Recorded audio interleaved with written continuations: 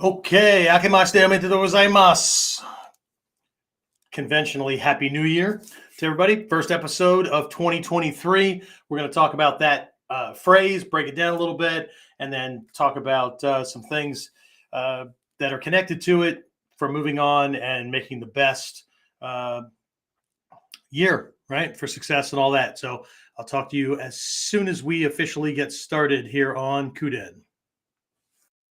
So, the big question is this: how are self-defense and success-minded people like us, concerned citizens worried about protecting ourselves, our loved ones, and the things we care about from the monsters we know exist in the world? How do we train in a way that gives us the skills, knowledge, and understanding we need without becoming paranoid fighters or killers ourselves, and yet still allows us to be the hero protector the world needs us to be? That's the question, and this podcast will give you the answers. My name is Jeffrey Miller, and welcome to KUDEN Radio. Real training for real people in a real world. And unless you've been under a rock for a while, you know that's what we've been saying every episode. Anyway, that's Jan Miller here, Warrior Concepts, KUDEN Radio. If that you don't know who I am, then either you're new or you're in the wrong place. So make an adjustment from there. Anyway, all right, so this is our official first episode for 2023. Happy New Year to everyone. This is, January 2nd of 2023. We're recording this live. So for those of you listening on in the future, well, then you know where it is. Anyway, all right, so what I typically do this time of year with my inner circle guys, so I'm kind of doing it here, and I'm going to do a different lesson from that for them this week. But we typically take a look at this phrase, right? This Japanese phrase for the new year. Now, there are actually several phrases, depending on whether you're wishing somebody a happy new year leading up to it, right? So the Japanese actually have a different phrase for leading up to, right? Telling somebody, hope you have a good new year. There's something you could say on the actual day, whatever. This phrase that we're going to be taking a look at, is something that I tend to see as being connected to the well wishes for prosperity and those kind of things, right? But to look at it, again, if you're doing the cheap, I call it the cheap Berlitz translation version, right? And all of my Japanese tutors have always said, stay away from that program, right? It's kind of what did one call it? The sailor's version of the Japanese language, if you know what I'm saying, right? So Japanese comes in different formalities, right? There's 5 different levels when you're learning to speak Japanese, and you got everything from gutter speak to all the way to highest politeness level, right? Typically, if you're learning at level 3, you'll be okay, right? Traveling in Japan, it's kind of a neutral kind of thing, but it can be a little bit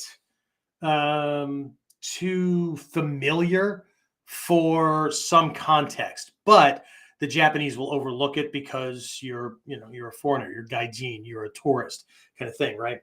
But anyway, so there's this one particular phrase, right, that you'll see a lot. Akemashite omedetou gozaimasu. Okay, and again, Westerners who want to jump on things for easy, right? I've always said if I could have a drive-up window system in my martial arts school, I'd have way more students, right? But we'd have to, I don't know, charge them at the first window, second window, kick them or punch them or do whatever the technique is and give them the video and say, see you next class, right? Because they're always looking for quick and easy. Even in fact, there's a saying in Japan when it comes to buying things, right? The stuff that's exported is never the same quality of what you're going to get in Japan. People kind of gotten used to, military especially, right? Got used to going to different countries and buying the brand name thing that we get back home, thinking they're going to get it cheaper. And when they get there and they go to it's known as Electric City. It's one of the regions or in the Tokyo metropolitan area where you get all your electronics and stuff like that, right? I think it's Akihabara. I think. Anyway, what they find is that it's the same price or higher, often higher. And the reason for that is the Japanese export lower quality kind of things at a cheaper competitive price in the States and things like that. But the saying, and I think the same goes for Canada and most places anyway, but the saying is that Americans won't pay full price for anything. So they're not giving you the top line kind of thing, no matter what a lot of people's mentality is, right? Well, like I can get the same thing there, but it's like a third the price. No, you can buy something that will suffice for a third the price, but it's not the same, right? You'll be replacing it more often. If you're thinking you're getting the same bells and whistles and all that, you're not. And even if it has the same labels and telling you it's getting the same features, the quality of the programming of the device, of the materials and all that, it's just, I mean, there's only one way to price something cheaper and get, you know, and get a certain price level, and that is the quality of materials all the way through the manufacturing process have to be cheaper, right? So, and cheap is cheap, right? Now, that being said, we'll get away from that. So this akemaste ometeto, again, Westerners tend to jump on the easiest, right? I remember having some students that I'd be teaching them how to say please and thank you in Japanese, right? And so, onegaishimasu, right? Please assist me. Please help me with something. Please give me that thing, right? Onegaishimasu, right? Please. It's one of many ways to say please in Japanese. I didn't mean to make that rhyme. Anyway, right? So there's another way to say please in Japanese. Dozo, right? Dozo, right? So people will look at this again, if they've got a Berlitz book or, one of these little cheap books or whatever, where you get like, a couple of quick translations for something, as opposed to, some of these bigger volumes that I have. They'll say, well, why can't I just say dozo, right? It's just easier. Yeah, but the context is different. Okay. Dozo is please accept this. Please take this. Please accept my help. That kind of thing, right? It's not the same, right? To us, please is please, but it's different, right? Okay. Onegaishimasu is contextual. Dozo is contextual. Sumimasen, contextual. Sumimasen, contextual, right? So it's just different, right? So anyway, again, here's this conventional thing. And, a lot of the Japanese, if they're learning English, it's a quick translation. So people will often stop there, right? So it's this contact, the idea is lazy, right? So, but if you really dive into it, right, there's a whole history behind this phrase and where it came from, right? So I really want to start with that because, again, the way we define something, and I tell my students about this as well, right? The way you define something is going to determine how you act, think, speak, plan, or whatever, all the way around that. Okay. I don't care if that's a kata or your martial art in general, or the teacher-student relationship, or any other relationship, right? Marriage, your idea of what your job definition is, or whatever, right? That definition, the way you think about something, right? Perspective. It's the first of the Noble Eightfold Path, right? Right view, right perspective, that kind of thing, right? The whole idea is the way your belief about something, your definition of it, right? Creates, by nature, creates a ceiling. It creates a bottleneck. It creates a limitation, right? So, and this goes for, I was just training with one of my business mentors, and they were talking about this idea, right? That, people will be doing whatever, right? It could be education, it could be business, it could be martial arts or whatever, right? So there's a certain process that you go through to get to a certain level, right?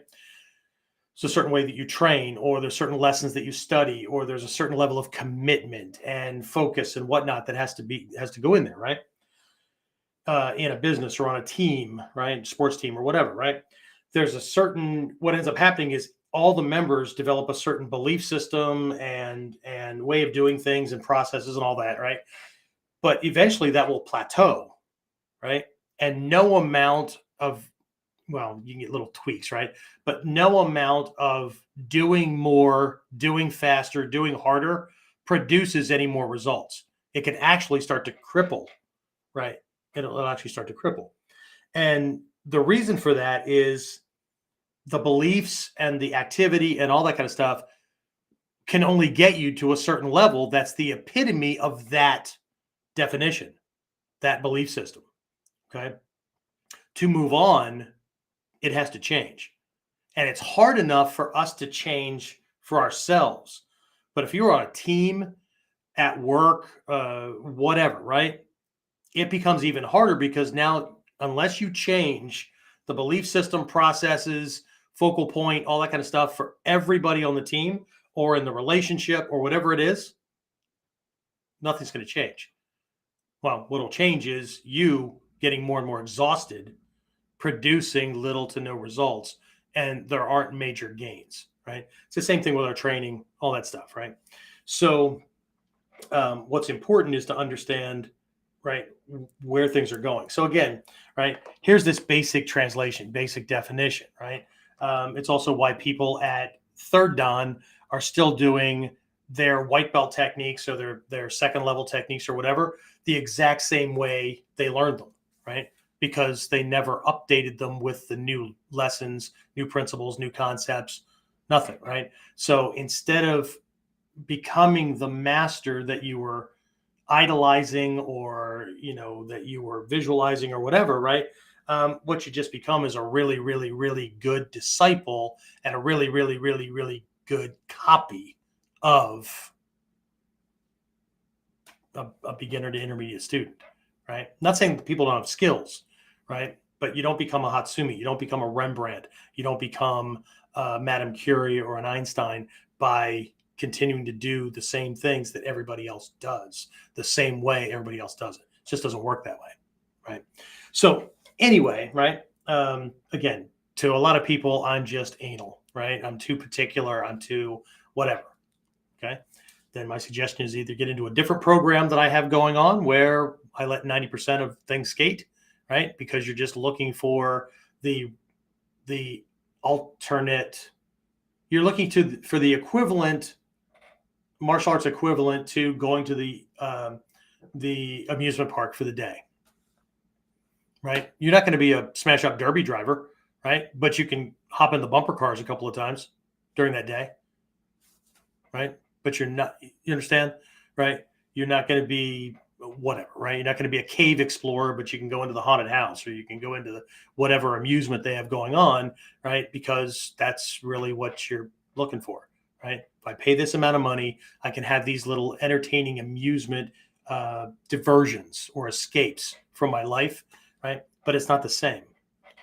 Okay, it's not the same. But people jump onto martial arts that way, right?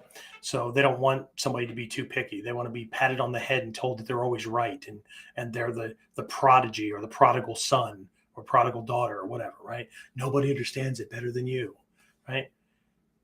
My Japanese teachers have done that as well, right? And I called them on it, but then they always say, "Oh, see, Jeff-san, you will really understand. I'm going to stop talking to you because you keep doing it," right? Okay. Anyway, so we can rest on a basic translation, right? Akimashite omedetou gozaimasu. That means Happy New Year in Japanese. It's said around the New Year's, right? But this is a phrase that's used up to like the first 2 weeks in January. And only in January because the Japanese have adopted the Western Gregorian calendar system. This is actually a phrase that went to the lunar cycle closer to what we would call the Chinese New Year. We always have a Chinese New Year's party at the dojo to kind of educate the students a little bit more about these little things and cultural things and things like that, right? But it goes to that, which also goes to agriculture, which also goes to wishes and plans and prayers and all that kind of stuff that are associated with that time of year. Interesting, huh? Anyway, so what I would like to do is just break this down, and then we're going to take a look at another related system. Well, not related system, a system that's related to our Sanmitsu, our triple secrets for success. Okay. We'll start with that. We'll jump into this other thing that's a little bit more expanded that is very Japanese, right? Although a lot of Western businesses believe that it was made up in Texas or whatever, right? But it's actually this imported process, this system for continual improvement, continual development, right? So it's our sanmitsu with an extra piece in there, right? So we're going to take a look at that. We're going to take a look at this idea of reviewing process or progress. We're going to take a look at the idea of redoing things, right?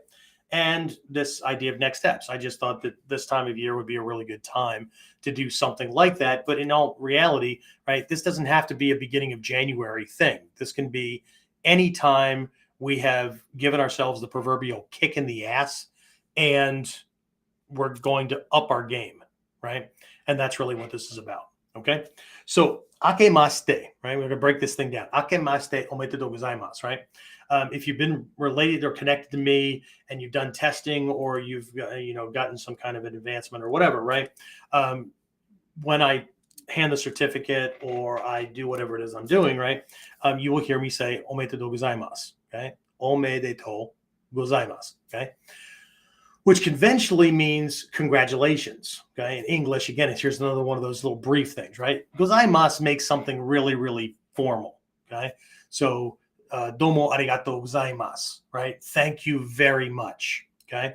Or thank you indeed very much. It's really rough, right? So you could say domo arigato, right? Thank you. You could say arigato, thanks. You could say domo, indeed, which is kind of an idea of this, connection kind of thing, right? There's a whole bunch of other words too. But omedetou gozaimasu is this it's like a congratulations. It's like a celebration kind of thing, right? I'm going to break down omedetou here in just a minute, okay? But let's move to the first word, akemashite, okay? Akemashite is a conjugated verb, okay? It all goes to the verb akeru, okay? Or akemasu if you want to take that part of it, right? But masu, right, makes something more polite, okay? So we're really going to look at it as the root verb, akeru, okay? A-K-E-R-U for those of you who are spelling out in Romaji, okay? So akeru means to open, to unlock. It can mean to dawn, like a new day kind of thing, right? It's broken, right? It's started kind of thing, right? It's different than hajime, right? Or hajiru, right? This idea of starting something, beginning something, right? But it's like the start of a new day, right? So dawning, opening, unlocking, that kind of thing, right? So if we look at that from the perspective of, I have this gift, I have this treasure chest, I have this box, right? And I'm opening it, right? I'm unlocking it. You get the idea, right? It's more than just like starting again, right? It's like there's a whole akeru can also mean unpacking, right? So here's this thing, right? We're going to unpack it. But doesn't that already kind of point to the fact or point to the idea that there's something there, more than a wish, more than a New Year's resolution, more than whatever, right? There's something there, right? So we're going to open this thing. So it can be seen as like a new beginning. It can be seen as all right, let's take our stuff out here. Right? But there's almost like a reviewing or an assessment or an inventory that actually has to come first, right? Before you start to do something with it, right? Like what's in the box kind of thing, all right? So the well-wishing, right? And again, this is done for like the first couple of days to up to 2 weeks into January, right? Because it's also a past tense kind of thing, right? So here's this celebration, right? Congratulations for opening or unlocking or unpacking or starting, right? A new year. So for those Japanese who would translate things a little bit more deeply than just, it's just a happy new year, right? they would tell you that it's more like congratulations on beginning the new year safely or something like that, right? Congratulations. Here's one that somebody told me, right? Congratulations on making it. A lot of people didn't. Okay. Here you've got a new start, a dawning of a new year, right? What are you going to do with it? What are you going to make of it? Okay. Now, this is also borrowing something from that second word, omedeto, because you might hear somebody just say akemashite omedeto. Okay. My friends who use Japanese, right, will just say akemashite omedeto, right? They don't add the gozaimasu. Okay. Gozaimasu makes it more formal. Okay. So if I were saying this to even when I say it to my students, right, I tend to lean toward more formal or more polite than just more familiar, but friends. I've had friends that posted things to me and whatnot, and they use the Japanese, so they say akimashite omedeto, right? We don't need the gozaimasu because it's not politeness level 4 or 5, whatever, right? It's just familiar. Okay. So we're going to leave gozaimasu off on its own. Okay. It's again, like making something just extra formal, right? But omedeto, okay? Omedeto can also mean congratulations, right? Omedeto, right? But omedeto can be broken down into 3 kanji: ome, de, and to, okay? Collectively, right, these kanji point to this idea of it's almost like a prayer or a wish, right? That I'm wishing or hoping or praying, right, that your crops germinate, right? That I hope that your sprouts sprout, right? I mean, there's no good way of translating this into English, right? But if I'm a farmer and I'm talking to you, right, and you've planted seeds, right, then I hope that they sprout. I hope that they grow. I hope that you have a good harvest, kind of thing. Okay, because again, this would have gone to the lunar cycle, right? The whole agricultural kind of thing. So it's more connected to what we would again today call the Chinese New Year. The Japanese still have festivals around that time, but generally speaking, as a society, they've adopted Western calendar. So this throws a lot of people off because we're saying this not at the winter solstice where things start to break and head towards spring. We're saying it in the dead of winter, right? Which somebody had a good idea a couple hundred years ago, and because they just want to make a change, right? Get away from pagan things, whatever, right? So anyway, so here's this idea, right, of an opening, right? Here's this new opportunity, right? You can unlock, unpackage, whatever, right? And then it's attached to this idea, right? When I'm saying it to somebody, right? 1, congratulations, you made it, you have a new opportunity, right? And at the same time, I'm saying, I hope that the seeds that you plant sprout. I hope that they grow. I hope that they produce the success that's the vision behind why the hell you're planting the seeds. Okay. But in the West, we don't do that, right? We just, well, what's your New Year's resolution? And we know how that works out, right?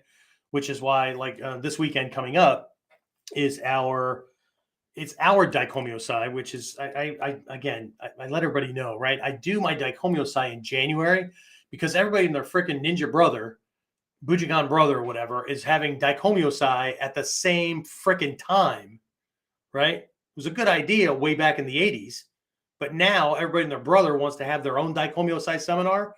So then they complain because attendance is less and less and less and less. Well, it's because everybody's fighting over the same damn students, right? So I would rather have mine connected more to something because, it's one celebration of the great cosmic light. But what it ends up being now is a belated birthday recognition and celebration to Hatsumi Sensei, but I've tied it more to this, like the same idea, right? Of moving forward, right? Coincidentally, my birthday happens to be the same weekend, but it's not about that. It's about, right? What I've done is shifted it. So now it's more about vision, right? Daikomyo, great light, great cosmic light, which points to this idea of enlightenment, wisdom, right? So I've moved it to a point that most of us see as a way to, right, set new resolutions, to realign our vision, set goals, whatever, right? But it also ties into this akimashite ometeto, right? It ties into this. We're going to plant some seeds, right? This is how we're going to get the new year started, right? It's how we're going to set things. Okay. So anyway, James, any questions or comments from anybody on this thing up to this point?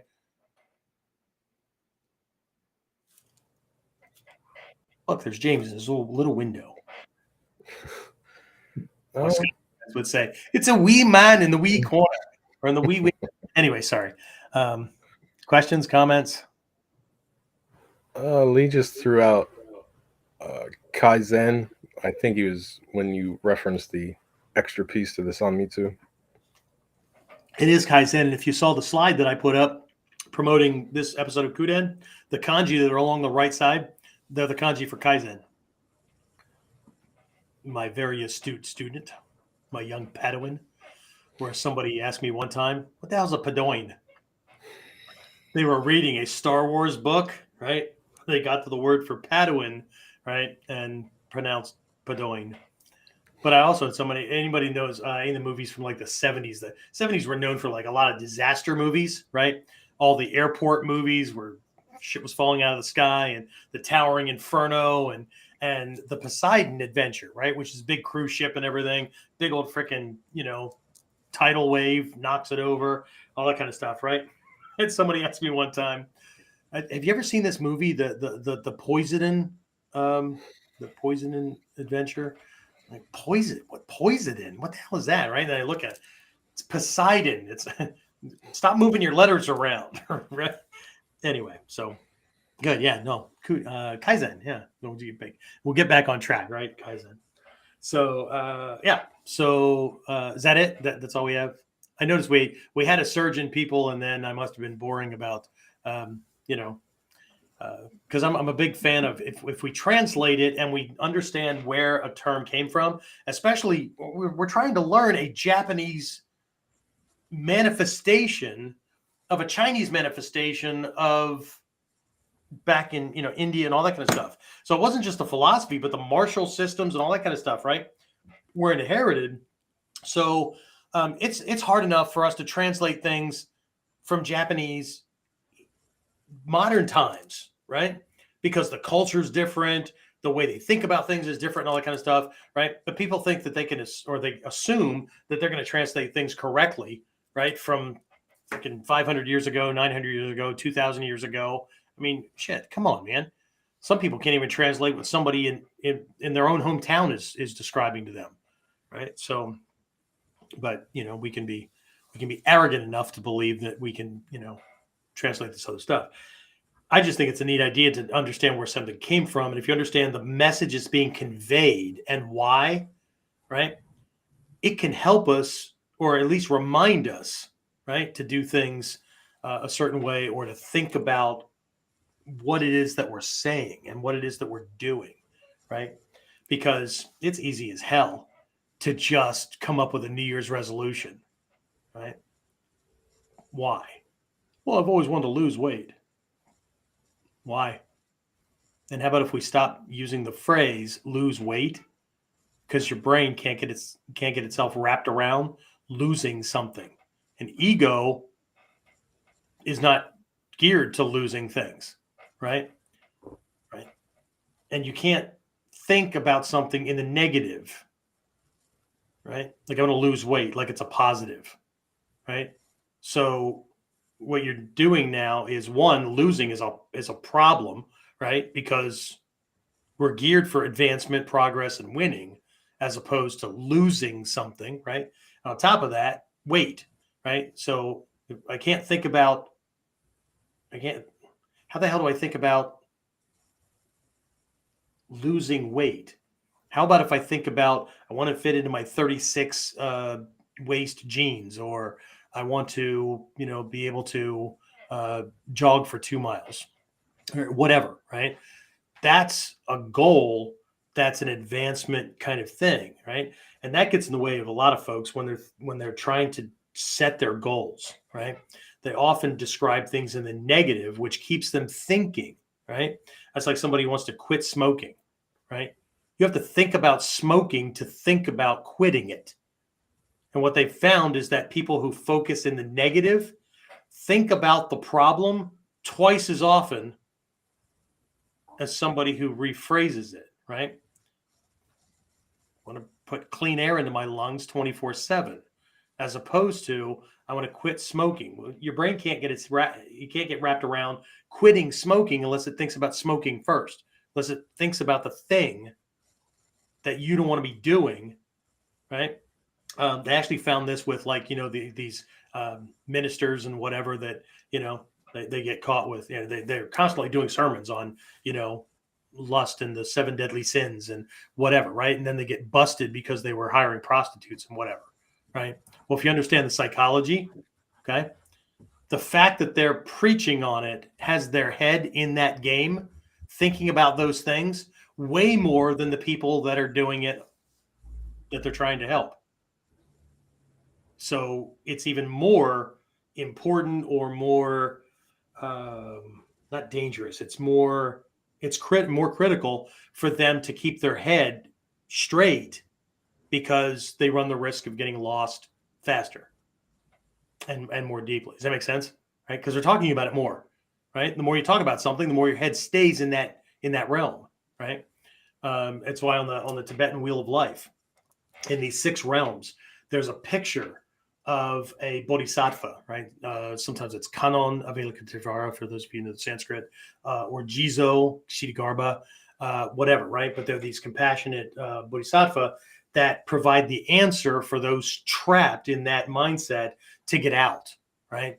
So they have the ability, the skill set, the conscious mindfulness, all that kind of stuff, right? To traverse these realms and not get lost in them, so they can help those people who are kind of stuck in those things, right?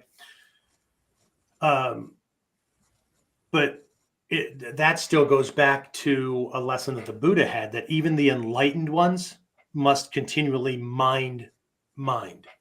They must continually be mindful of the state of their own mind, lest they, right, backslide, fall back, that kind of thing. So anyway, all right. So akimashite omedetou gozaimasu, right? We're talking about planting seeds that we're going to sow later, right? A bountiful harvest, all that kind of stuff, right?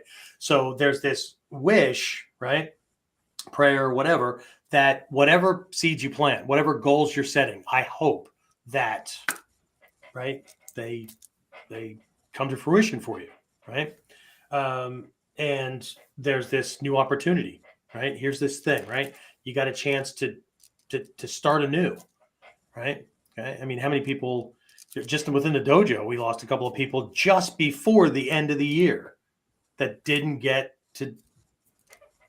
literally didn't get to do a new opening, right? So anyway, but in our Mikyo practice, or Mikyo, the practice behind this philosophy, right? There's one section. It's actually the fourth level of training and practice. Is called Goma, right? Originally, old Vedic and all that kind of stuff was called Homa, Homa, right? So Goma, Homa, whatever, right? So, but it's this, it's an active meditation that involves fire and burning away, and again, it's all symbolic of things, but it's an active meditation. So it doesn't fall into just idle theory, right? Feel good, woo woo, whatever, right? So one of these things that we pull out for the New Year's kind of thing, sometimes I do it during our spring camp, fall camp, whatever, to help people set goals and to really get their, things just charged up. I call it New Year's resolutions on speed, because you're going through the motions, right? Symbolically, that you're going to end up doing later on, right? But again, I have everybody set a significant goal that they want to achieve or to have, to attain, whatever, right? And we do that in January. But the caveat, the caveat, right? The thing is that it has to be something that will be accomplished before December 31st of this year, right? And then we go through the motions, right? So I'll be sending some things out email wise if you're on our email list and all that.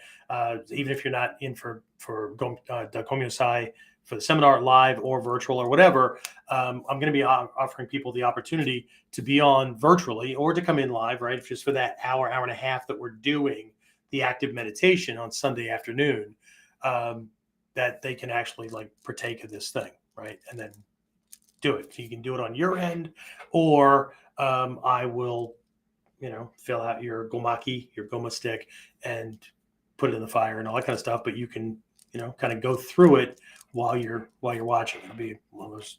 I don't think I've ever done this in the past, but anyway. So, but the idea is that you're not just focusing on the goal, but you have to recognize and acknowledge not just the steps necessary to get to the goal, but you're going to have to acknowledge external obstacles that can get in the way. I mean, this is what good strategic planning is about.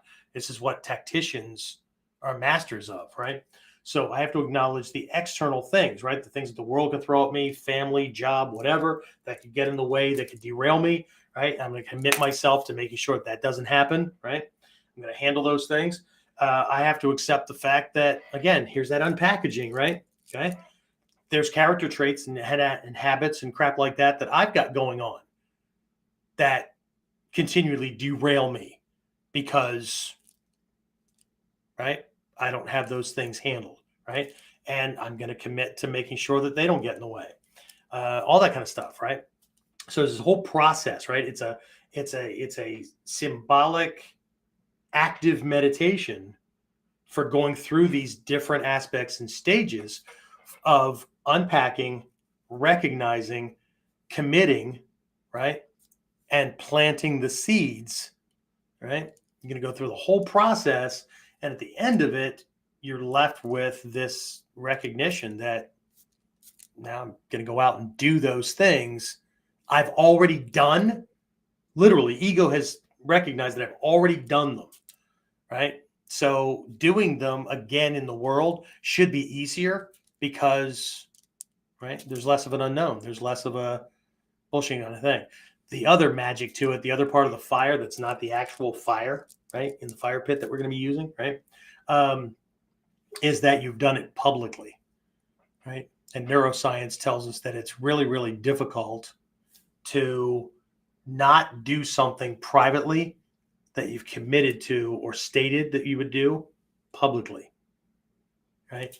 You want to give yourself a boost, right? Use the word part of the Sanmitsu, right? Once you've set a goal, tell everybody. We'll talk about that here in a minute.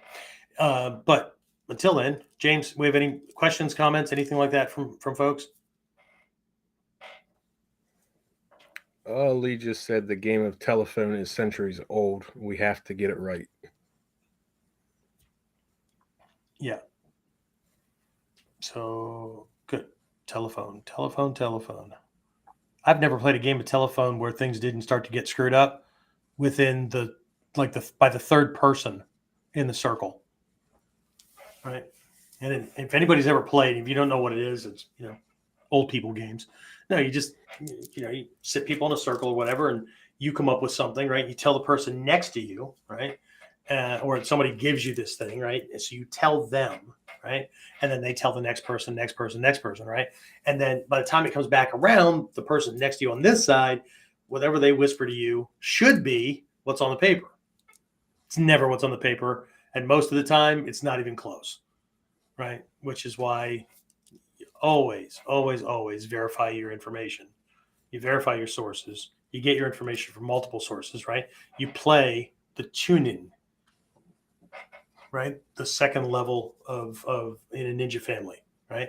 Everybody wants to be the Joku Genin, right?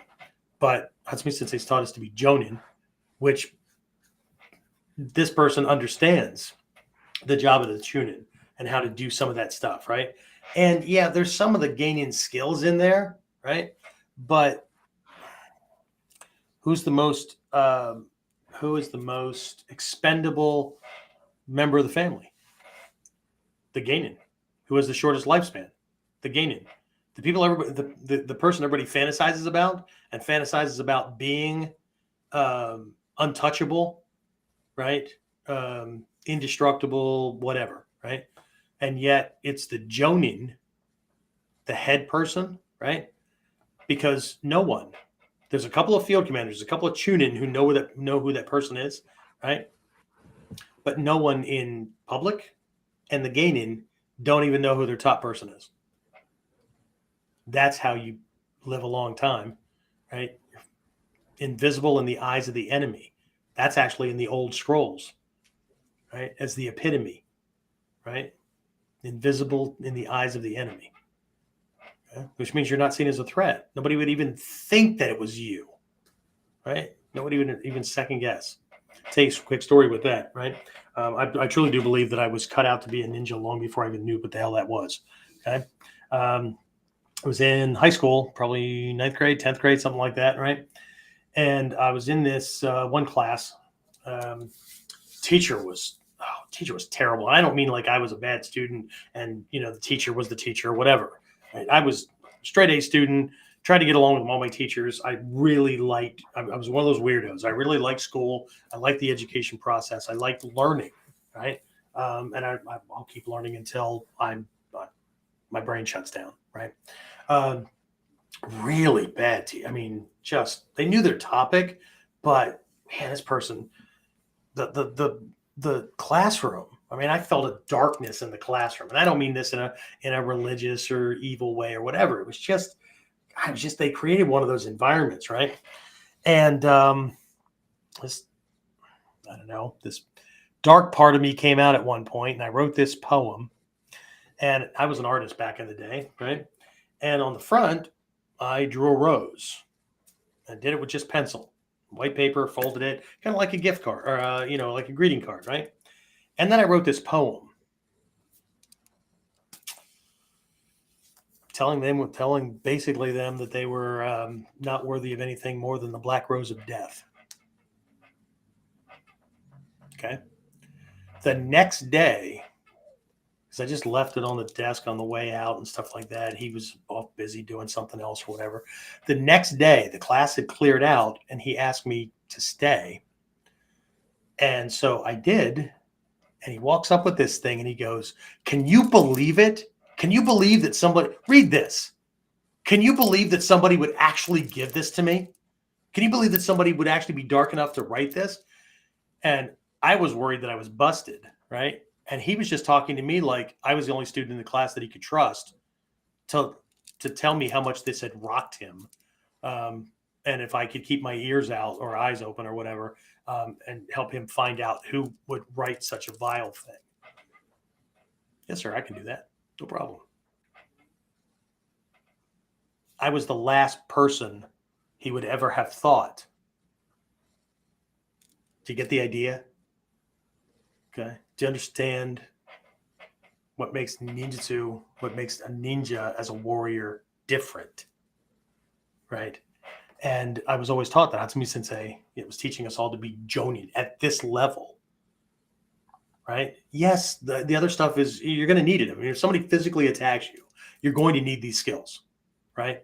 But there's also a level of training that looks very different. Right. It's strategic. It's tactical. Right. I tend to use that kind of stuff. If I'm not, obviously I have a dojo and I have a consulting business and things like that. So I often have to manage people, teams, either my own or ones inside of a corporation that have been assigned to me to work on this thing that, whatever, right? But usually I'm using the tune-in stuff on me, right? Planning, tactical things, strategic thinking, and all that kind of stuff, right? But the Jonin stuff, right? Can you operate in a way that, I mean, people know that, I'm a martial artist and all that kind of stuff, right? But there's certain things that don't compute, right? I mean, look at all the number of people that come on to Whiteboard Wednesday or KUDEN or whatever, or make comments on videos online or whatever, right? Just this fat old bald guy, right? Why would I listen to you? I can kick your ass. Okay? I'm not a threat. The ones who do want to train for me or train with me or learn from me or whatever, right? I'm sure they see the same thing, right? But they don't process it the same way. And there's something else going on. Okay. So anyway. Okay. So where did I say I was going to drop off? The Sanmitsu, right? Okay. So Sanmitsu is conventionally translated. Again, here's this conventional stuff. I got to tell you that the English language translations that you bump into for a lot of this stuff are really, really, really bad translations. Okay. They're just bad translations, right? Sanmitsu is one of those. And I don't mean the word, right? Sanmitsu means san is 3, right? Which implies triple, kind of like a sangaku jime, right? Sangaku, right? So we're talking about a 3-angled choke, right? What's triangle choke, okay? But so Sanmitsu, 3 mitsu, right? Is secrets, okay? So 3 secrets, triple secrets, whatever. What's implied is success, because in Mikyo, the idea of the Sanmitsu is channeling, right? Because we say thought, word, and deed. Okay. Again, here's where translations kind of get a little screwy. Deed's okay. Word is okay-ish, right? It's the thought part that gets a little screwy. Okay. So, what we're really looking at is channeling these 3 primary aspects of ourselves, right? The internal world, the activity, the action out here, right? And the bridge between the 2, right? And what we're doing is setting things up so that they're all going in the same direction. Okay? Here's normally what happens. People have 1 of the 3 or 2 of the 3, but not 3 of the 3. Okay? And here's what that looks like. People have certain thoughts that are going on inside their head, right? Or they have certain intentions or motivations or whatever, okay? Or not, right? So you got the lazy person who resents having to work for a living or whatever, right? But they talk like, well, you got to work for a living, right? You got to do something, right? Whatever. And they go to work and things like that, but their heart's just not in it because they'd rather lay around on their ass and do nothing and still reap the same rewards, but they don't want people to think about or talk about them like people who actually do that thing. So they work resentfully. Do you get where this is going, right? So they talk a good show, they go through the motions, but their heart's not in it, and they're never going to excel. They're never going to be, well, they might be seen, right? But the chance of them being seen as somebody who is worthy of more whatever is just not going to happen, because there's always something about the tone of their voice or the amount of work that they do or whatever, right? It's just not, it tells on them. Okay. So what we're really looking at, and here's the bad translation, right? Thought is not what we normally think of as thought, right? I'm thinking this through, I'm planning, whatever, right? That's actually a part of word, okay? Because you're thinking in words, you're planning, you're designing things, whatever, right? Thought is actually intention. It is the drive, the passion, the beliefs, right? The vision that you have that guides your plans, your words, your descriptions, your communications with others, that kind of thing, right? And then your activity, right? It's, how do I know what to do if I don't know what I'm building, right? It's the blueprint, okay? So what we're really looking at is intent, right? If I intend for that thing to happen and for these things to not get in the way, people are going to hear that. right? Because I'm going to be telling certain people, right, how they can help me because they've asked. I'm going to tell other people, right, this is what I need. Can you help me? Yay or nay, right? We're going to somebody else, whatever, right? And I'm going to be telling other people to get the hell out of my way because you're a fucking obstacle, right? I don't have time for this shit. Okay? If the intention is right, if the passion is there, right? If the drive is there, if it's there or kind of whatever, right? That's going to reflect too. Okay, well, I can't say that to them because they'll be angry at me. I can't say that to them because they won't be my friend anymore. See, here's the reality, right? It's all. I'm not going to use the word game. It's all a choice. It's all a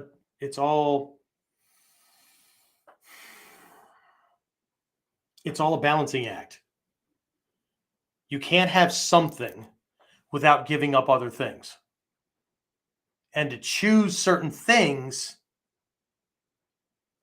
that means that because you only have finite energy, effort, time, not just in a day, in your damn life, right? So it's, what the hell's a good word for that? Not a negotiation. What's a trade-off? Anyway, the word will come. Sorry. But you get the idea, right? So the intent, the clarity of the vision, all that kind of stuff, that's under thought, right? That's what we're committing to. That's what we're focusing on. That's where the concentration goes, right? That's how I know how to design the plan, because the plan is to get me from where I am to that picture, to that end game, that goal. Okay. If it's, if you could design out the perfect plan. So word is everything from the plan, the process I'm going to follow or engage in, and the actual words that I'm going to use to communicate with others and myself. Okay. So one of the reasons that I'm going to tell everybody, right? There's three. One of the reasons I'm going to tell everybody is the one I talked about that neurologists and psychologists have found to be true, right? And it's one of those heavy things in neurolinguistic programming, right? If I can get somebody to commit to something, it's like when I have a mat chat with a youth student that parents are like, he's not listening, whatever, right? I'm gonna have a mat chat or an office chat with this young person, right? And I'm not going to tell them what to do, okay? I'm going to give them I'm going to use leading questions to lead them to speak how they can solve the problem. Because after the age of 5 or 6, it becomes more and more difficult for leaders, mentors, parents, and all that to get a child to change bad habits. They have to want to do it themselves. So if you can lead that to happen, same thing works for adults, by the way, if you're a leader, team member, whatever, right? Okay. So what I do is I ask leading questions that get them to come up with the solution on their own, because we're more likely to do things that we came up with than that somebody presented and we had to do it, right? Because there's always shit like resentment and whatnot that'll throw that off track, right? Or if they're not looking, I can do whatever the hell I want, right? But also, it's very difficult for us to not do something privately that we committed to publicly, even if I only told one person, right? So the more people I tell, the less likely I am to fail, because I've just tuned all these eyes on me, okay? And we know that the average human being takes more pleasure in the failures of others. That proves why, makes them feel okay about not doing things, right? It's why we laugh at people's mistakes. It's why we laugh when people stumble, right? I don't know what the hell it is, but we're wired for that kind of thing. They take more pleasure in that than they do in their own accomplishment of things, because that accomplishment only lasts that long. And then now what? You just put all your time, effort, energy, and mindset on accomplishing this thing. And if you've ever done this, right, you accomplish it, but that feeling doesn't last very long. And unless you understand the process and you are prepared, like as soon as I'm within 80% of getting a goal, I've already established another goal farther down the line because this is now a foregone conclusion, right? And I don't want that to wane. So I'm already setting the next thing, right? So, but people wonder why that's, why do celebrities commit suicide more than anybody else? Why do they crash and burn because of drugs and all that kind of stuff, right? Same as the rest of us. They've been taught since childhood that when you have all this shit, right, life will be easy. And then they get all that shit and it's not. Because there was nothing after it. Okay. So, right. Next black belt, next black belt, next black belt. But if the belts mean nothing because it was given to you honorarily, what the hell is it that I'm working on? What am I working for? Right? Unless I'm stroking my ego, what's the point? Right? There needs to be a growth process, right? So anyway, right? So word is all this stuff, right? So the first one is in getting pressure, right? It's actually creating a challenge for yourself. Because how many people are going to laugh at you if you fail? How many people are going to think badly of you because you failed? How many people are going to pat you into a pity party? Well, at least you tried, right? It's going to make you feel like shit if you're really geared towards success, right? So it's an outward in driving motivator. But second reason I tell everybody is because through all the naysayers, right, there may be somebody who has the wherewithal, knowledge, resources, or whatever to go, holy shit, that's really cool. I'll help you with that. Or I know a guy. Let me put you in touch with this person. Okay. So another reason for spreading that is to get allies, to get people to help you, because you're going to bump into things that you're going to need help to get around, or you may not know something that you need to know that's instrumental to getting this, right? Okay. So there's now this other thing, right, from that group communication. Okay. So one is an internal driver, right? Okay. And it's scary as hell, right? Because most people don't tell others, right? And there's even a philosophy, right? Don't tell anybody when you're doing things because, right, they're just that's saboteurs will come out of the woodwork. Okay. But what have you set up ahead of time? Okay. So another reason that's really, really internal is the more you tell people, right? Have you ever been around somebody that you're probably really, really close to? Could be a spouse, could be a sibling, could be a best friend or whatever, where if that tells that same freaking story one more time, I'm going to choke the life out of them, right? You've heard the story 5,000 times, but how many times has the person they're talking to heard the story? Just this once. Okay. But the more you hear the story, your reason, your plan, or whatever, the more it gets seeded. Right? If you're not your own best manager, fan, whatever, good luck in finding one that has your best interest in mind more than you do. And that's another failing that a lot of people have. They expect that because they do everything and they've got this great thing, or they're trying to help everybody or whatever, that everybody else is going to be on board to the same degree. Nobody can care about your dream or your goal or your vision more than you do. That's not to say that you want to have cheerleaders, but nobody can care about it more than you do. Right? So, but if I repeat this over and over and over and over again, right, you'll not forget it. Right? It just becomes, it's the thing, right? It's not just this one-off story. New Year's resolutions. I told like 5 of my closest friends my New Year's resolutions, and every year, right, by the end of January, like I'm back to doing what I was doing before. Well, how about saying it more than 5 times? Okay. The third reason for telling everybody, or telling as many people as possible, right? Did I cover 3 already? Telling everybody, right? Because you might get AIDS, right? You're not getting AIDS. You get the idea, right? Helpers, all that kind of stuff, right? You are hearing yourself over and over and over again, right? And the other thing is about putting things out in the world, right? Quantum physics is actually proving a lot of this stuff, right? You're putting out vibrational intent, right? And I don't know, I can't tell you the number of times that I have put things into motion and those things have manifested, but they came from a direction that was not directly in line with what I was doing. Here's an example.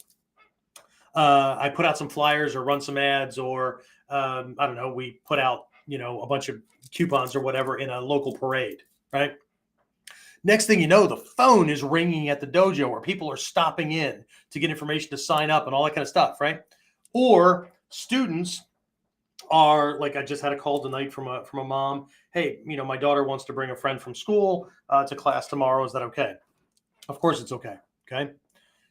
But most of those things that made the phone ring or people come in or whatever had nothing to do. Those people never saw a flyer, never saw the ad, never got a coupon, whatever. Right.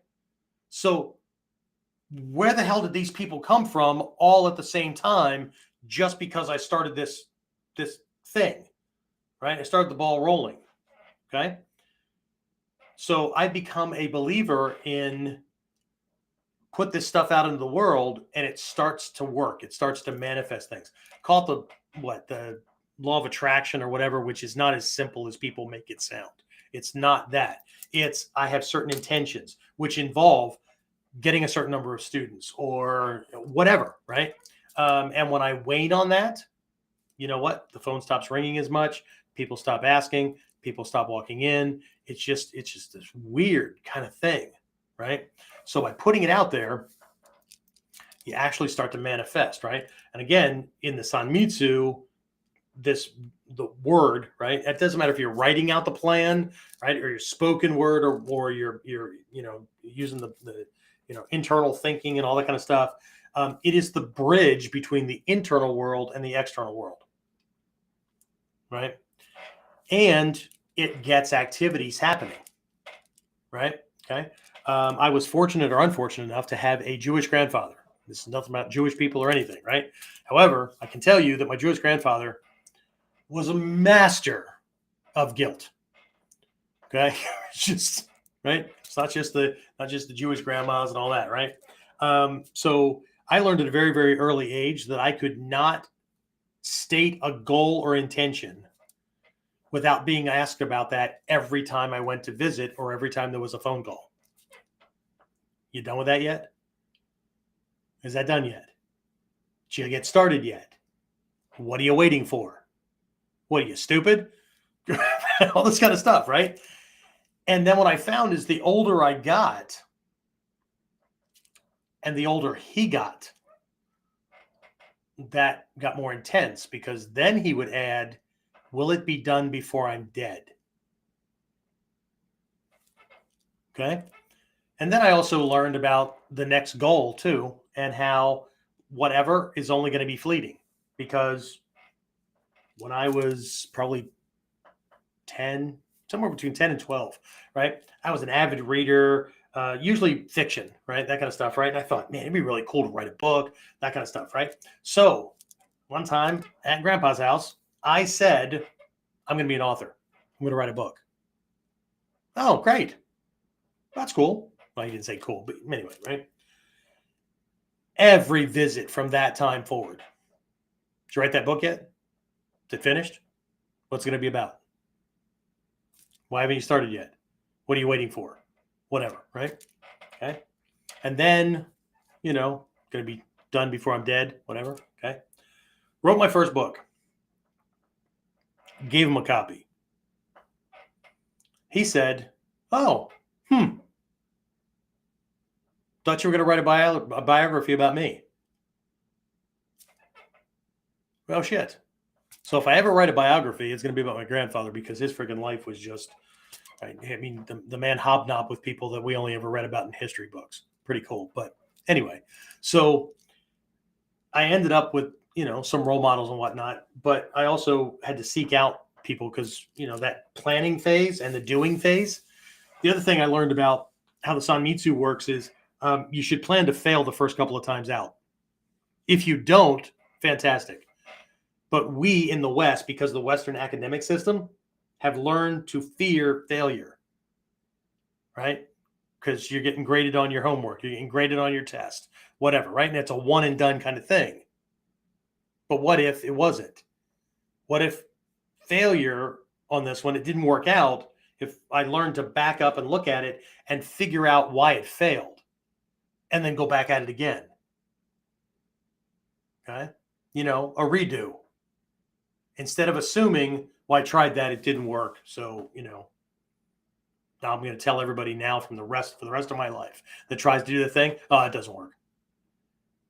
It's kind of like, starting in a martial art. And for whatever reason, build or athleticism or whatever, right? That's just not a good fit for you. But what we're going to do is translate that as that sucks, it doesn't work, whatever. I'm going to tell everybody else to steer away from that thing because it doesn't work. When the reality was it didn't work for me, or I didn't give it a long enough chance, or you get the idea, right? Okay. And activity is just doing what needs to be done, right? Whether you like it or not. Because another big fallacy that people have is that they're supposed to be happy, like all the time, like a utopia kind of thing, right?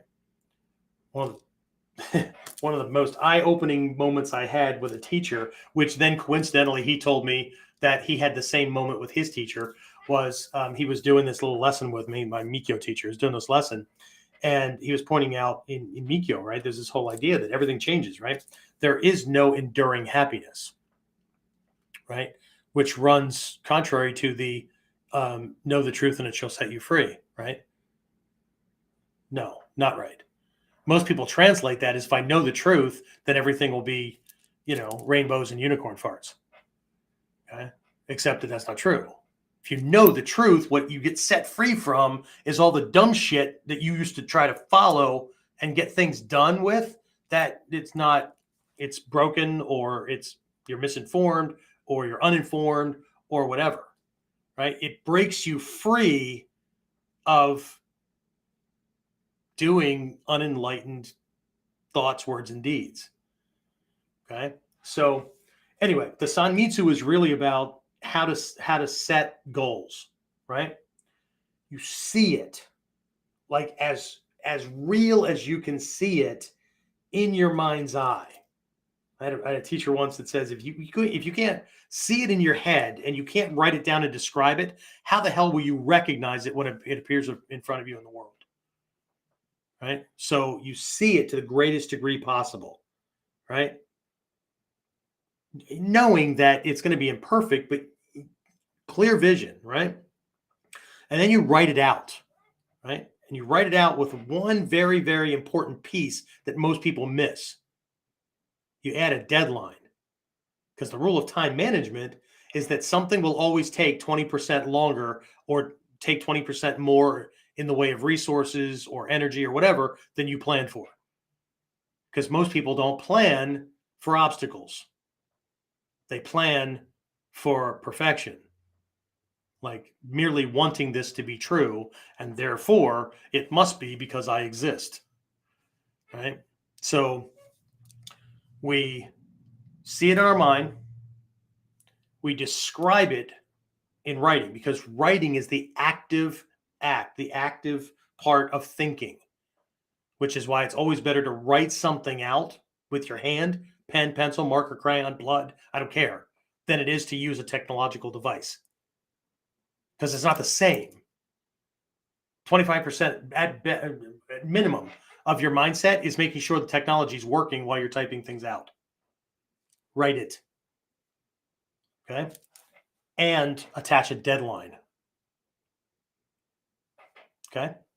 So Sanmitsu, thought, intention, right? Vision, intention, leads to word, planning, communication, all that kind of stuff, right?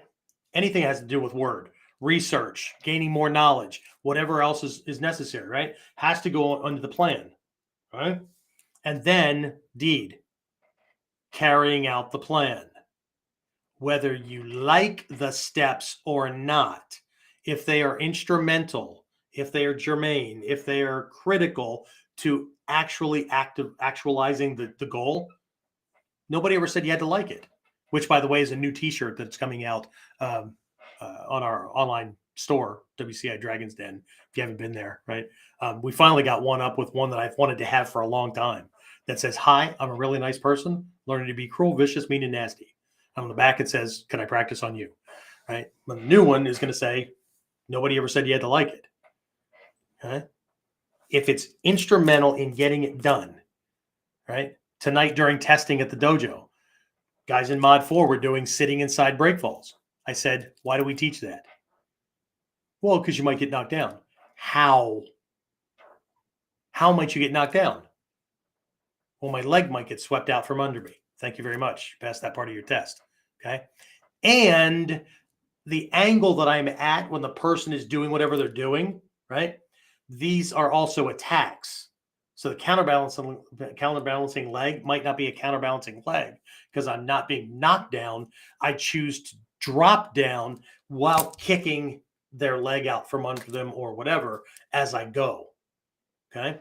So it's both proactive and it's also responsive. So anyway, right? But the question is, why? It's not just in there because we want to make it difficult on you getting your next belt level, right? It's accounting for certain potentials, certain possibilities in an attack scenario. If you don't have it, "Well, I don't really like rolling." Nobody, who cares? Okay. You care, right? But nobody else cares. The attacker is hoping you don't freaking have these skills. Awesome. Thank you for not being prepared for me. I appreciate it. Okay. But anyway, right? So you're planning the stuff out, and then you have to carry it out, right? But also plan for it not to go perfectly, because when you set the goal, when you had the vision, all that, there's probably some things that you didn't account for, you didn't know about, right? Right? Who knew that for 2 years I'd be thrown off of certain things that I had planned and wanted to do because the world was shut down because of COVID, right? Who knew? So I can't work that into my plans, but my adaptive nature allowed me to continue to work on things. I don't just stop because this thing happened. "Oh shit, I guess I'm not going to Japan this year." Well, does that mean that these other things that are a part of the next time I go can't be in place? Right? That 2 years took me out of training with Hatsumi Sensei. Now he's retired. He's in a freaking rest home. Right? So does that mean that, well, I should just stop training? I should just, what? No, wow. Okay. But people tend to get their head wrapped around a one and done kind of thing. And, if you're really success driven, right, you need to remember the Japanese phrase, "Nanakorobi yaoki." Okay. Nanakorobi yaoki. Nana, 7. Korobi, right? Down. Ya is an old way to say 8, right? And oki is up. Okay. So 7 down, 8 up. Right. It's not about the numbers. It's about standing up one more time than you got knocked down. Okay. It's the formula for success. Right. But that implies you're going to fall down a whole lot. You're going to stumble. And if that's already a part of your knowledge and a part of your process, it's not going to slow you down. Right? Well, it may slow you down. But that's why we do reviews. Which leads us to the next stage. But before we talk about that, James, questions, comments, complaints? The only thing is Lee said his reference to the game of telephone was for the Japanese, Chinese, Tibetan path of the knowledge. No, fair enough. Yeah, which is actually in Shingon Mikyo, which traces back to the Chinese school. I'm connected through Tendai, so I have some Shingon teachings and lessons. but I'm not as immersed in that history and all that kind of stuff, right? But the Chinese and earlier Indian schools that's attached to, right? The first mantra that a student has to learn, I believe, is called the Morning Star mantra. And the only purpose of that mantra, now it's supposed to wake up certain parts of your brain and all that kind of stuff, but they're all connected to memory. Okay. Because remember, it was an oral, then written tradition.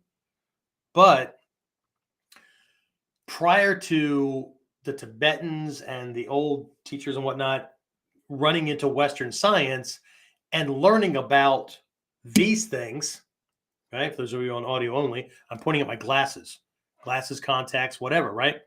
It's just a fact of life that your vision was going to fail. So even having access to the scrolls, the written stuff and all that, right?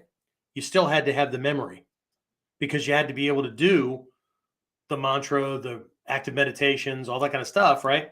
Even if you couldn't read off of the scroll or the densho or the wooden plaque that they use in Tibet, those kind of things, right? So the Morning Star meditation was to hone your memory faculties for the memorization of all other sutras and mantra to follow.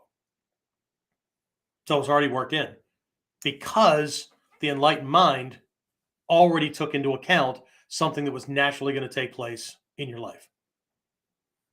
You're going to lose your sense of sight and then your sense of reading, right? Or your ability to read. Kind of reminds me of the story by Ray Bradbury, Fahrenheit 451, right? Where the firemen literally came around and started fires, right? Because books became illegal and all that kind of stuff, right? Wouldn't want an educated public, right? What you want are people that skim headlines and assume, or just take your word as gospel. They don't trust you on one hand, but they're going to believe you because you wrote it. Interesting, huh? Anyway, but they would come around if people had books or whatever, you broke the law, they'd come and freaking torch them, right? So there's this whole splinter society that was growing where these people would run off to the woods or whatever, or they would hide or whatever, right? And so what ended up happening was these people ended up memorizing a book or books, and to pass it on to the next generation, they would simply speak it instead of reading it aloud, right? But it's the same idea, okay? So it's kind of like those of us who have learned the kata or learned the art or the principles or whatever, right? The body has to be a walking, talking encyclopedia of these things, right? So that it can be passed on correctly. Okay. So anyway, okay, so that's the Sanmitsu, right? Which is kind of our leaping on point to Kaizen, which is like the Sanmitsu with a piece. But before I go into that, what I want to do is take a look at this on the slide. I had review, redos, and next steps. Okay. So start to tie some of this stuff together. Akimaste omete gozaimasu, right? So we're pointing to seeds that you're planting. It well wishes for, I hope you're successful. I really, really do. And if I can ever help, if I can, right? And it's not a use abuse kind of thing going on, then I'd be more than happy to help. And then the Akimaste, right? Here's this opening, right? Again, I talked about opening the box and whatnot, right? So to do the Sanmitsu, to do this thing we're going to be leading into, right, requires some review, right?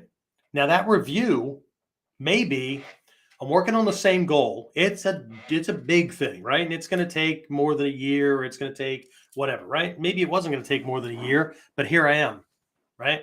I'm still dreaming about taking the art or training. I'm still, still telling everybody and myself, I need to get back to training sometime, right? I really need to do that or whatever it is, right? So maybe it's a stock in, here's where I am at this point with this particular goal that I'm working on, right? So, okay, great. What's still left to be done? That kind of thing, right? So it's kind of an assessment kind of thing, right? Review could be a taking stock in. Look, dude, right? Are you going to continue talking about it or are you going to do it? If you're going to do it, right? What do you need to, what needs to be handled, right? What's in the way? I talk about this every once in a while when I talk about our life purpose discovery process, right? It's probably one of the smallest, shortest programs that we have, right, James? Right? But it can take people the longest to go through, or they'll breeze through it and it's not even close. And it's the reason why they're not getting anywhere, right? It becomes what in law is called void for vagueness, right? They're just bullshitting themselves, right? They can't think of anything else, so they just anyway. So but there's an exercise in that that looks at goal achievement from the perspective of eliminating the hindrances to the goal. Instead of trying to achieve something and constantly spinning your wheels and then playing the blame game, they're the reason, that's the reason, whatever, that I can't, right? This whole exercise is about, okay, here's this thing, right? What do you think is preventing that from happening? So you write it out. And then you actively work on eliminating or reducing those things that are inhibiting that from happening.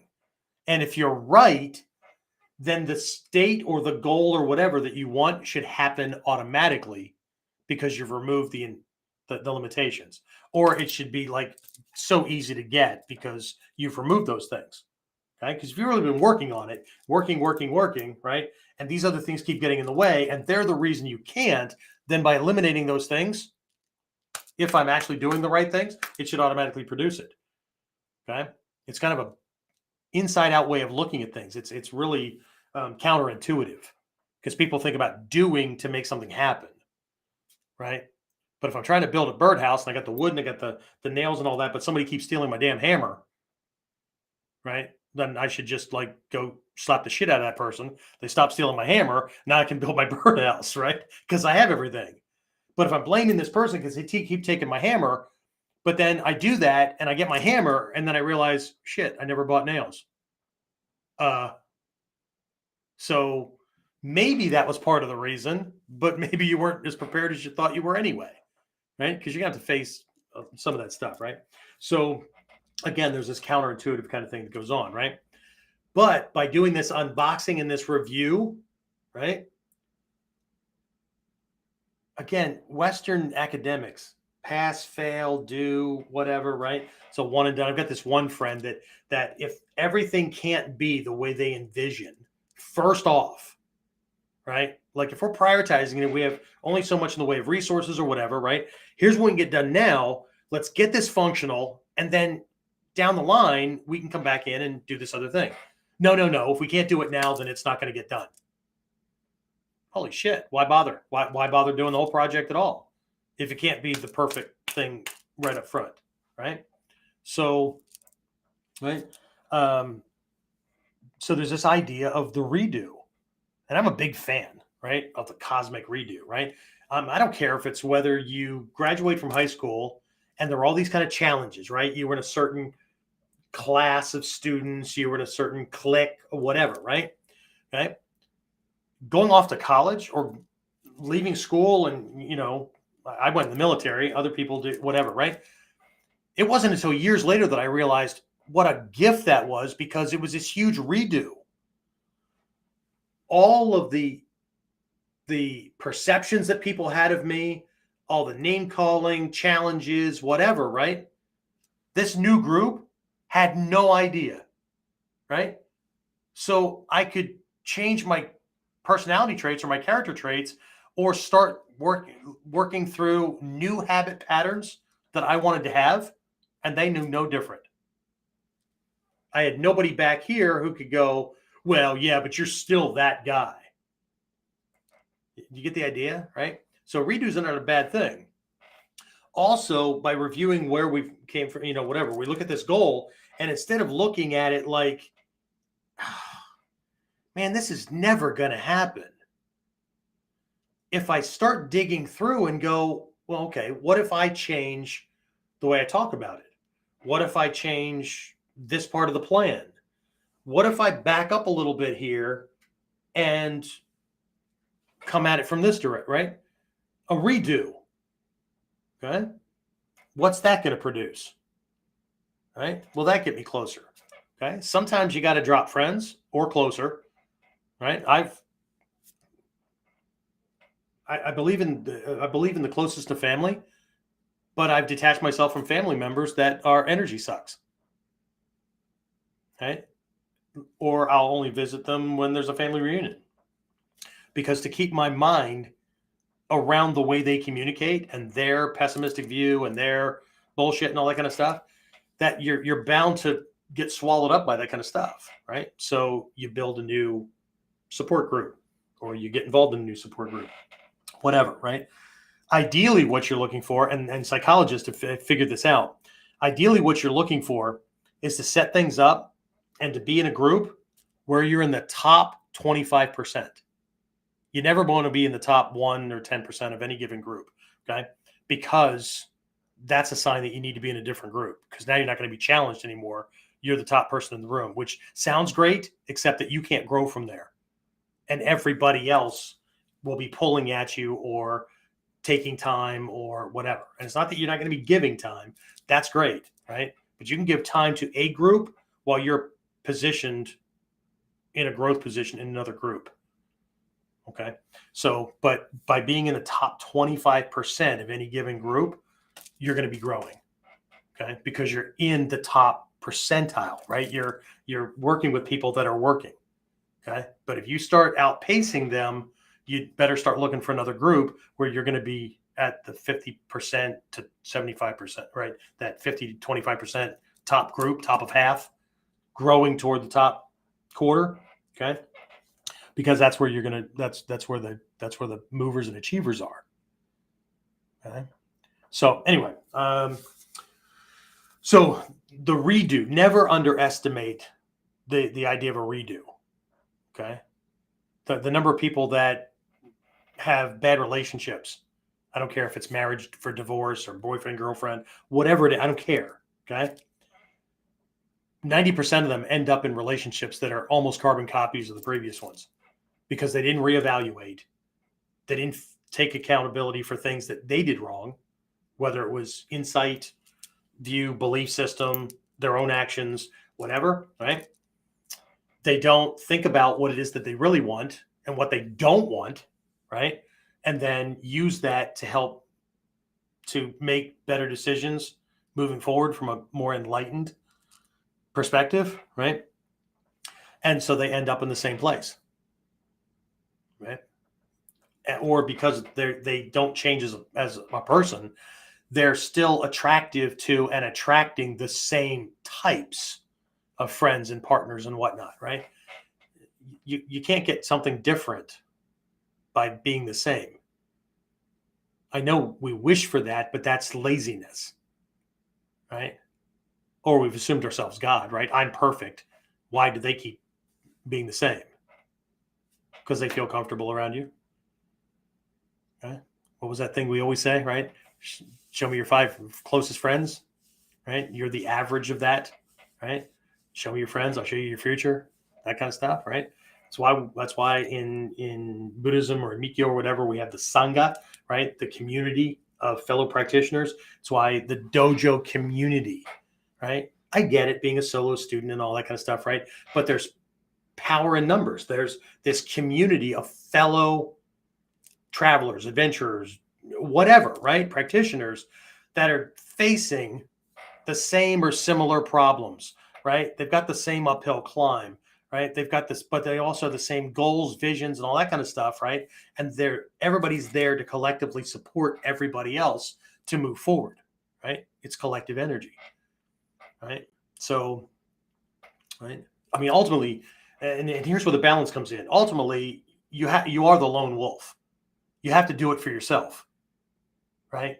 But by being in a group, even if it's virtual, my students have peers all over the planet, right? So, but by being in a collective group, you've got a support network of people who understand, and they all have different skill sets and different different levels of knowledge and experience or whatever in different areas that you can call on. It's like being surrounded or part of a living library. It's a cool thing, right? Without falling into, who knows, discipleship or groupie or whatever, right? So you're an independent part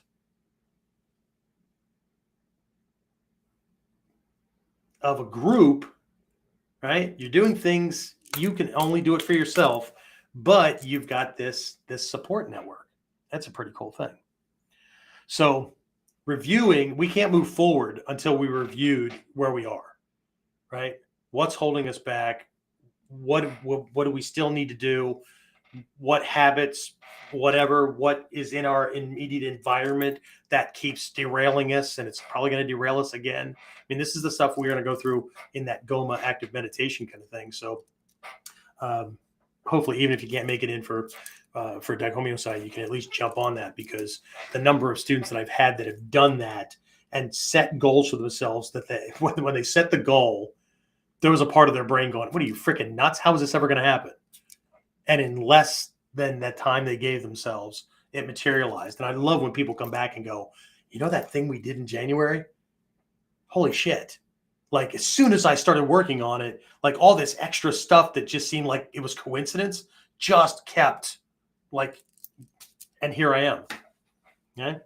Everything from, like, you know, business success all the way to had a student who asked me to be groomsman in his wedding on Togakure Mountain in Japan.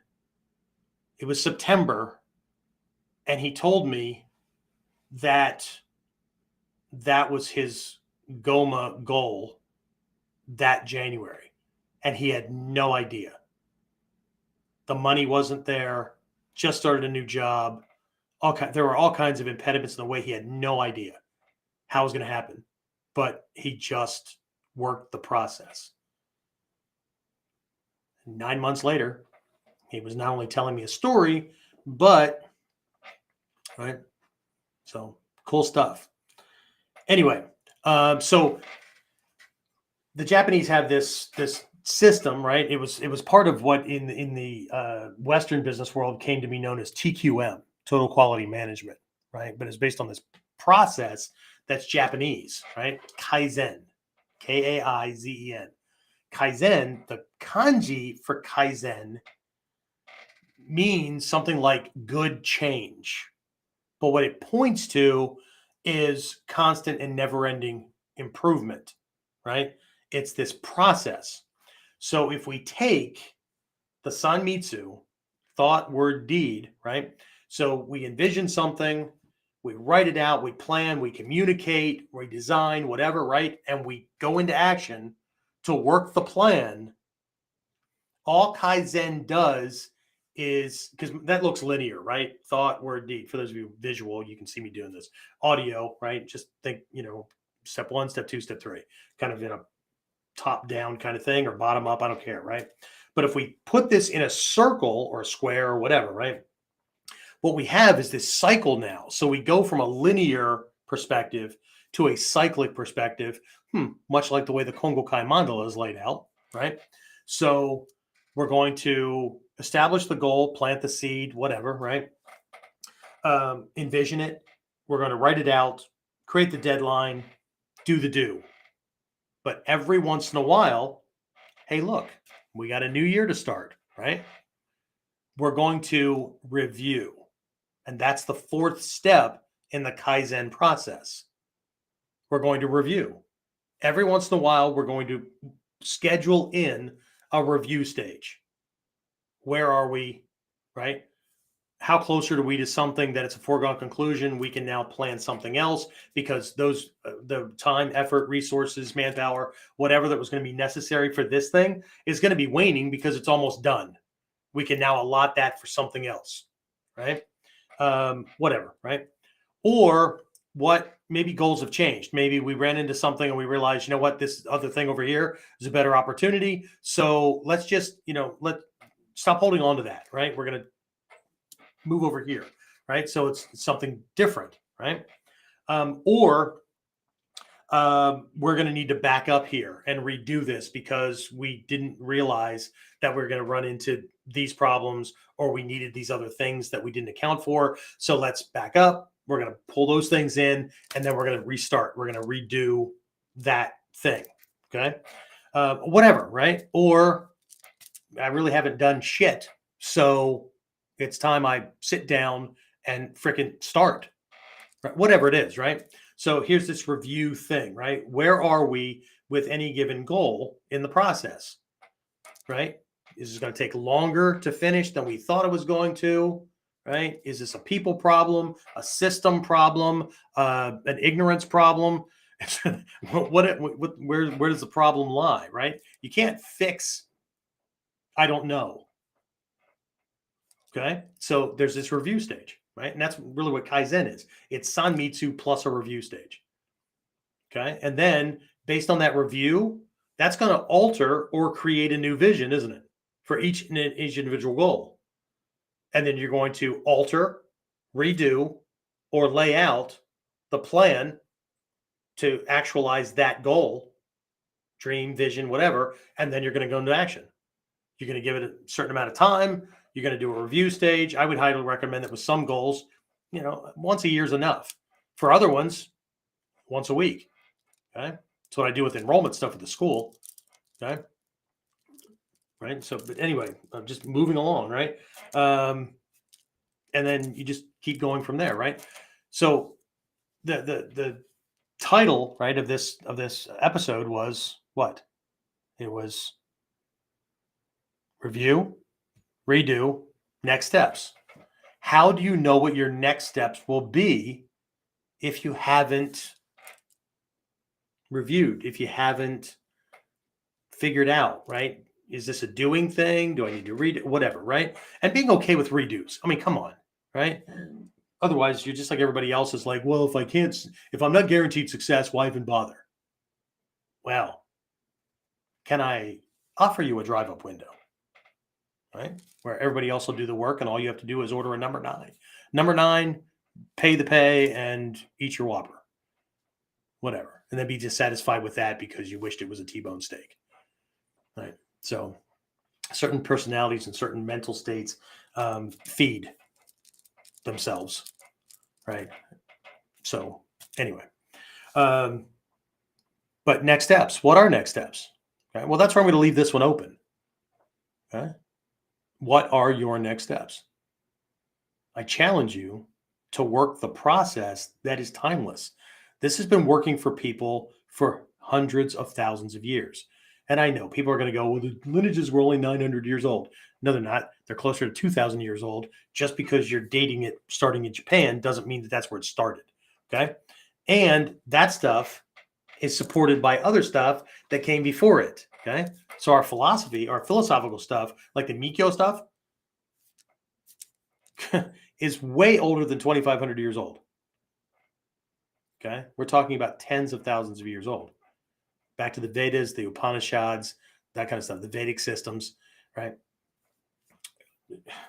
Cool stuff. Anyway, but next steps. You're going to take next steps anyway, regardless.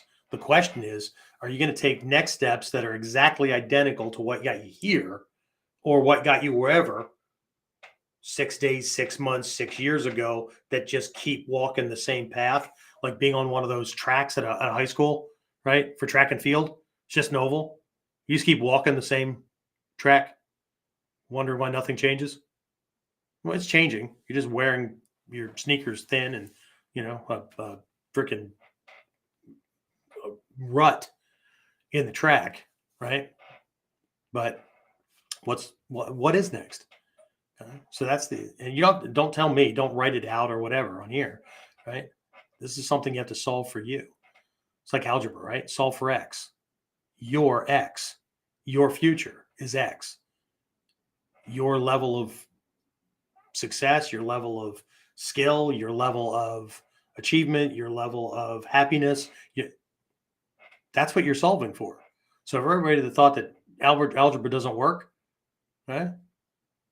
Maybe it's just an analogy. You're solving for an unknown but you're in control. Okay? So that's the challenge. The challenge is know where you want to go, find out what you need, put a plan together to get there, tell as many freaking people as possible so that you might end up with some help through all the naysayers or through all the people that roll their eyes or go, another plan, huh? Right? Or, well, you can't have your cake and eat it too, man. You need to like grow up and like, be realistic. Oh, I've seen you're realistic. Thank you very much. I appreciate it. Thank you for being a negative role model for me. Okay. So that you can hear it again and again, right? Communicate it and then do what the hell needs to be done. But don't forget to stop every once in a while and review, lest you keep running in circles, lest you keep shutting yourself down, lest you let other people who have given up on their dreams way long before you did, right? That's the challenge. The next steps are the challenge. What is your next step? Okay, so without actually answering that for me, unless you want to, James, questions, comments, complaints, whatever, before we wrap this up? Couple comments from Lee. The process creates the guarantee. Change the process, change the outcome. And the KUDEN has helped me where the rubber meets the road. Thank you. No. Well, you're welcome. Where the rubber meets the road. I think so. I think a lot of people are like those teenagers who like to sit in the parking lot, rev the engine, and get the wheels spinning, create a whole bunch of smoke, maybe risk blowing out the tires, but won't take their foot off the brake because they are afraid of what will happen when they like let loose. But the whole goal is to impress everybody by cooking your tires down to nothing. Right? There's a whole bunch of cool stuff going on, but it doesn't get you anywhere. But that was the goal, right? Impress everybody else.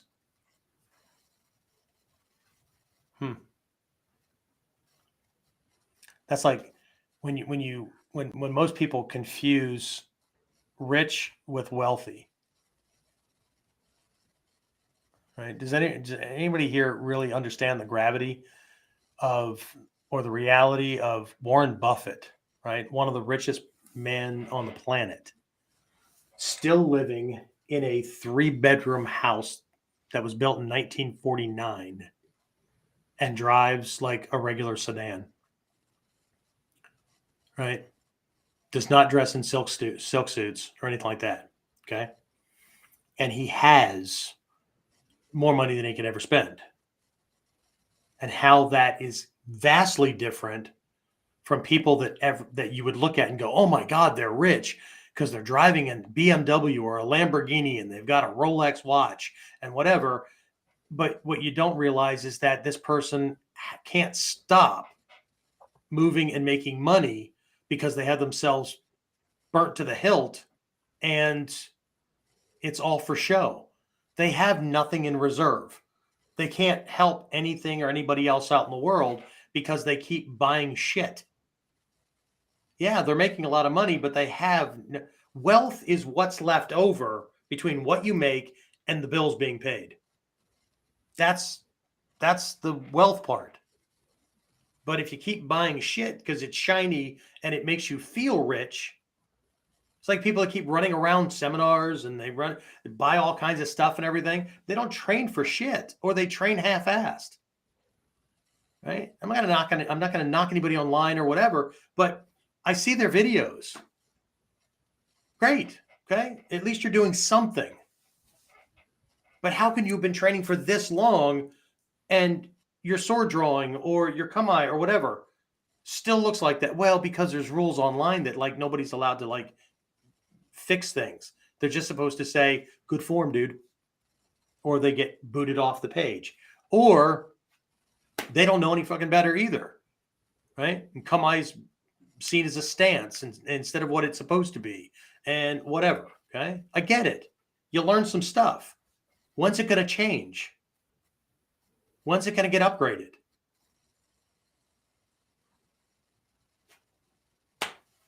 Still the same. Anyway. Anything else? One other one from Robert Spang. He said, "Keep up the good work." Okay. Thanks, Rob. Thanks, Bob. I'm hoping to get back started with our gun courses and all that kind of stuff, and maybe some survival things after the winter thing is done. So hopefully we can still use the range and the property up there that you've been so gracious with along the way. I know I've got people asking about things, so hopefully we can get back to that now that there's some kind of normalcy going on. Anyway, all right. So cool beans. James, anything else? Anything that you can think of that I forgot? Because you keep me on track. He's my rock.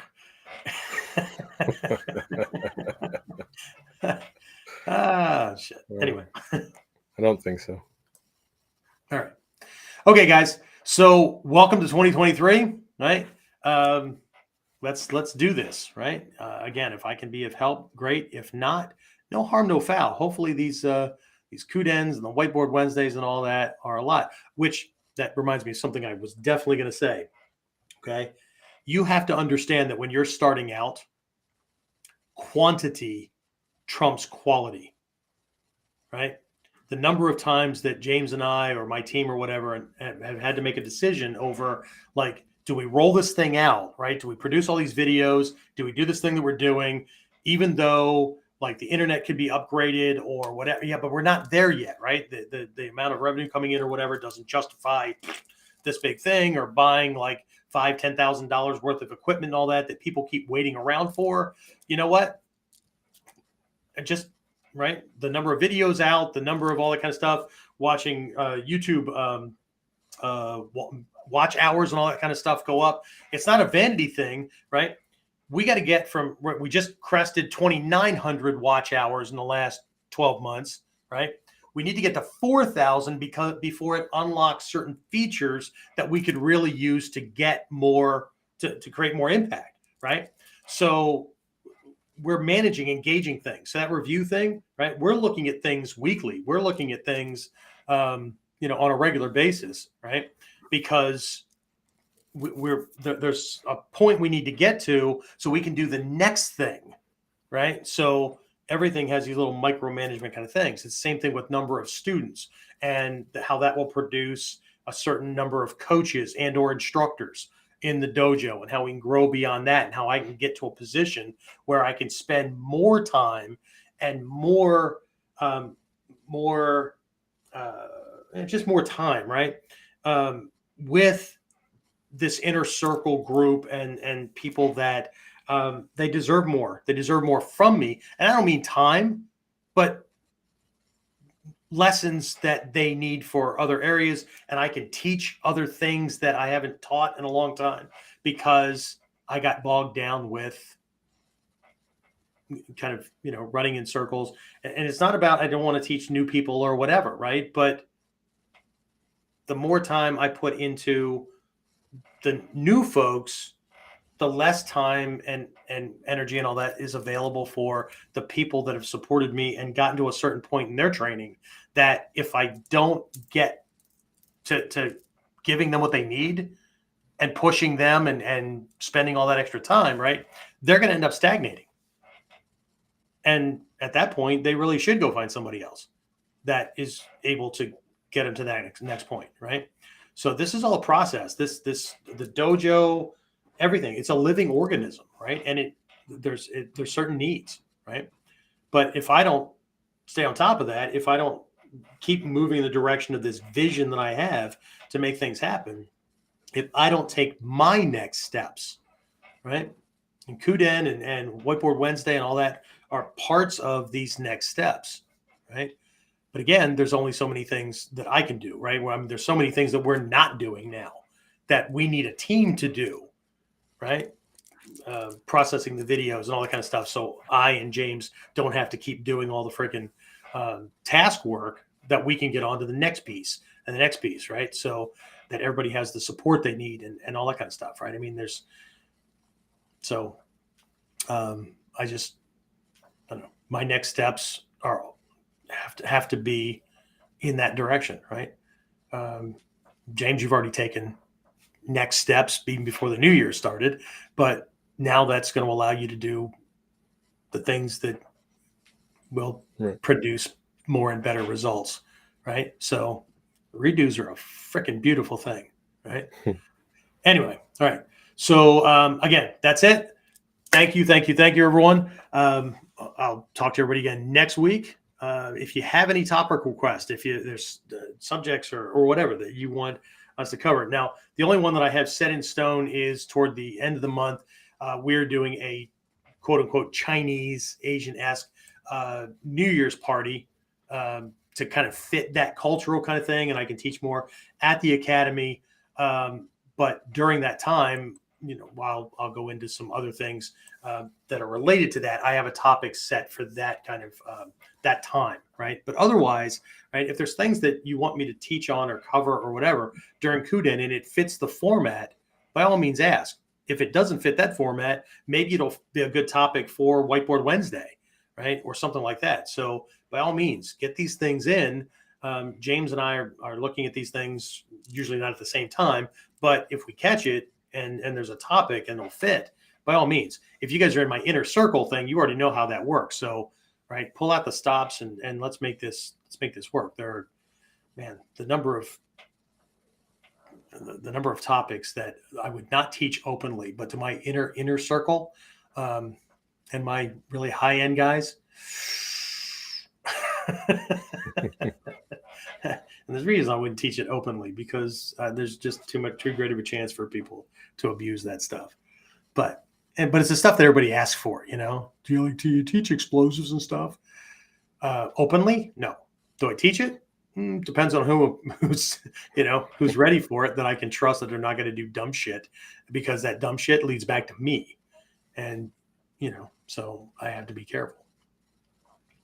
Anyway, so if you have things, get those things in, right? So I'm not trying to figure the stuff out. Oh, see, I'm changing color. No, I was painting today, so trying to get the house where it needs to be so we can recover from this shit that, again, I didn't see coming, but I am adapting to, and see what kind of legal things somebody else has to deal with. All right, that's it. Talk to everybody again next time. Be safe, train hard. Welcome to 2023. Akemashite omedetou gozaimasu. Talk to you again next time. Get more of KUDEN Radio, subscribe through your favorite podcasting site, or join our clan of serious modern warriors at onlineninjaacademy.com.